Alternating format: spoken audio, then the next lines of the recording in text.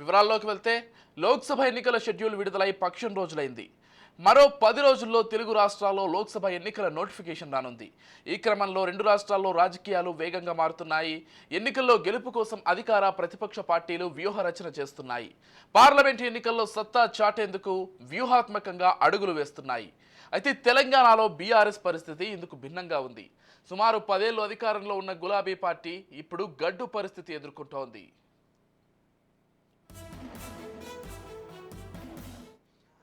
జాతీయ పార్టీలకు ధీటుగా గులాబీ బాస్ కేసీఆర్ అభ్యర్థులను ప్రకటించినా ఎన్నికల నాటికి ఎవరు బరిలో ఉంటారో ఎవరు తప్పుకుంటారో తెలియని పరిస్థితి నెలకొంది.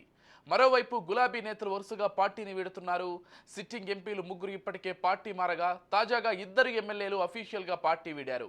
మరికొందరు అధికార కాంగ్రెస్ పరోక్షంగా మద్దతు తెలుపుతున్నారు. ఈ క్రమంలో లోక్సభ ఎన్నికలు గులాబీ పార్టీకి సవాల్గా మారాయి. ఎన్నికల నినాదం అవుతుంది అనుకున్న స్లోగన్ బూమరాంగ్ అవడంతో గులాబీ నేతలు దానిని పక్కన పెట్టారు.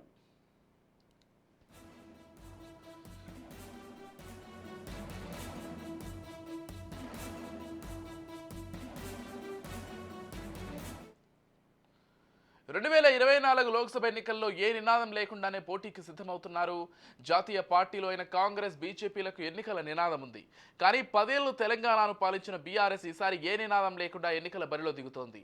దీంతో జాతీయ పార్టీలు బీఆర్ఎస్కు ఓటు వేసినా వేయకపోయినా ఎలాంటి ప్రయోజనం ఉండదంటున్నారు. రాష్ట్రంలో కాంగ్రెస్, కేంద్రంలో బీజేపీ అధికారంలో ఉన్నందున ఏదో ఒక పార్టీకి ఓటు వేయడం మేలన్న ఆలోచనను ప్రజల్లో కల్పిస్తున్నారు. ఇదే నినాదాన్ని ప్రజలు నమ్మితే బీఆర్ఎస్కు పార్లమెంటు ఎన్నికల్లో డిపాజిట్ కూడా రాదన్న అభిప్రాయం వ్యక్తమవుతోంది.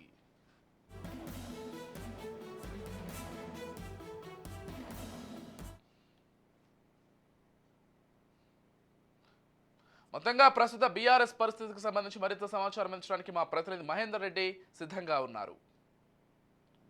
ఇక లోక్సభ ఎన్నికల షెడ్యూల్ విడుదలై పక్షం రోజులు గడుస్తుంది. మరికొద్ది రోజుల్లోనే షెడ్యూల్ కూడా విడుదలయ్యే అవకాశం ఉంది. అయితే రాజకీయ పార్టీలన్నీ కూడా ఎవరికి వారు తమ తమ వ్యూహాలతో, తమ అస్త్రాలతో పూర్తిగా ప్రజల్లోకి వెళ్ళిపోతున్నారు. ఇప్పటికే కాంగ్రెస్, బీజేపీ మొత్తానికి ఒక బలమైన వ్యూహంతో ముందుకెళ్తుంది. కేంద్రంలో బీజేపీ, రాష్ట్రంలో కాంగ్రెస్ ఉన్న నేపథ్యంలో ఎట్టి పరిస్థితుల్లో అత్యధికంగా డబుల్ డిజిట్ లక్ష్యంగా వాళ్ళంతా ముందుకెళ్తున్న పరిస్థితి. అయితే 2 సార్లు తెలంగాణలో అధికారం చేపట్టినటువంటి బీఆర్ఎస్ మాత్రం లోక్సభ ఎన్నికలపై ఒకవైపు దృష్టి సారించినట్టుగానే సారిస్తున్నారు. కానీ ఎక్కడ కూడా గ్రౌండ్ లెవెల్లో ఆ రకంగా ముందుకు వెళ్ళట్లేదని చెప్పొచ్చు. ఏ నినాదం లేకుండానే ఇప్పటికే కాంగ్రెస్, బీజేపీ నినాదాలతో ముందుకెళ్తే మాత్రం బీఆర్ఎస్ మాత్రం ఎలాంటి నినాదం లేకుండా ముందుకెళ్తున్న పరిస్థితి. ఓవైపు బీఆర్ఎస్కు ఓటేసినా వేయకపోయినా పెద్ద ఒరిగేది ఏమీ లేదు అనేటువంటి ఒక విషయాన్ని ప్రజల్లోకి కాంగ్రెస్, బీజేపీ తీసుకెళ్తున్న నేపథ్యంలో ఓటర్లు కూడా నిజంగా ఆ రకంగానే ఉందా, సొంత పార్టీ నేతలను, ఎంపీలను, తాజా ఎమ్మెల్యేలను కూడా కాపాడుకోలేని పార్టీ, మరి లోక్సభ ఎన్నికల్లో ప్రచారాల్లో కూడా ఎక్కడ కనబడిన పార్టీ, మరి ఒకవైపు గెలిచేందుకు అసలు వీళ్ళు పోటీ కోసం పోరాడుతున్నారా లేదా అనేటటువంటి అనుమానాలతో బీఆర్ఎస్ వ్యవహరిస్తున్న తీరైతే కనిపిస్తుంది. మరి ఇలాగే కొనసాగితే బీఆర్ఎస్ పార్టీకి డిపాజిట్ కూడా రాదు అనేటువంటి అనుమానాలు అయితే వ్యక్తమవుతున్నాయి. మరోవైపు బీజేపీ కేంద్రంలో ఉన్నారు, మోడీ అదే ఔరేక్ బార్ మోడీ అనేటట్టుగా గతంలో ఔరేక్ బార్ ఫిర్ ఏక్ బార్ మోడీ సర్కార్ అనేటువంటి నినాదం మరోసారి కూడా అలాంటి నినాదంతోనే వాళ్ళంతా ముందుకెళ్తున్న నేపథ్యం కనిపిస్తుంది. ఆ నేతలంతా కూడా దాదాపు 1-2 సార్లు రాష్ట్రంలో, తెలుగు రాష్ట్రాల్లో వాళ్ళంతా కూడా చేస్తున్న పరిస్థితి.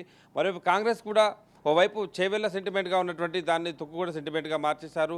ఆ తుక్కుగూడ సెంటిమెంట్ అనేటట్టుగా ఇటు ఇప్పటికే రాష్ట్రంలో అధికారంలో కూడా వచ్చారు. మరోసారి కూడా వాళ్ళు అక్కడ భారీ బహిరంగ సభ కూడా ఏర్పాటు చేసుకోబోతున్నారు. అక్కడ నుంచే ఎన్నికల షెడ్యూల్కి సంబంధించినటువంటి పూర్తి వివరాలు కూడా, మేనిఫెస్టోకి సంబంధించిన వివరాలు కూడా చెప్పే ప్రయత్నంగా వాళ్ళు ముందుకెళ్తున్నారు. కానీ బీఆర్ఎస్ మాత్రం ఎక్కడ కూడా పార్టీ మారుతున్న వారిని అడ్డుకట్ట వేయడం, పార్టీ మారుతున్న వారిపైన ఎక్కువగా మాట్లాడడం, మరి గతంలో మేము చేసిన తప్పే ఈసారి కాంగ్రెస్ పార్టీ చేస్తుందంటున్నారా లేక అదే ఒప్పు అని వాళ్ళు భావిస్తున్నారా అనేటువంటి అనుమానాలు వస్తున్నాయి. ఎక్కువగా కూడా పార్టీ మారడం పైన, పార్టీ మారుతున్న నేతలపైన కూడా బీఆర్ఎస్ నుంచి ప్రథమ స్థాయి నేతలైతే ఎవరు కూడా మాట్లాడకపోవడం అన్నది ఆశ్చర్యానికి గురిచేస్తున్న విషయం. మరోవైపు వరుసగా కేసుల పరంపర కూడా కొనసాగుతున్న పరిస్థితి. ఓవైపు ఫోన్ ట్యాపింగ్ కేసు అనేది ఇక్కడికి దారి తీస్తుందా అనేటువంటి అనుమానాలు వస్తున్న నేపథ్యం.